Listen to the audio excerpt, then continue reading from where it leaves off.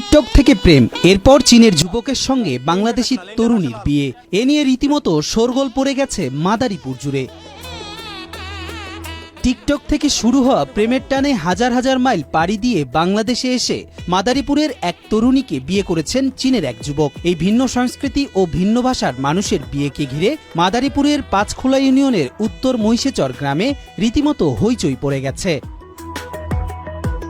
জানা গেছে, মাদারীপুর সরকারি মহিলা কলেজের অনার্স প্রথম বর্ষের ছাত্রী সুমাইয়া আক্তারের সঙ্গে 4 মাস আগে টিকটকে পরিচয় হয় চীনের যুবক সিতিয়ানজির।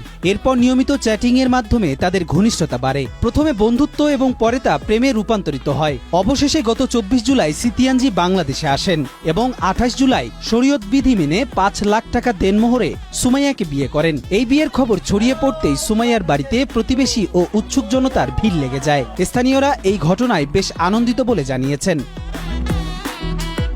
হযরত শাহজালাল আন্তর্জাতিক বিমানবন্দরে নামার পরদিন তাকে সুমাইয়ার বাড়িতে নিয়ে আসা হয়।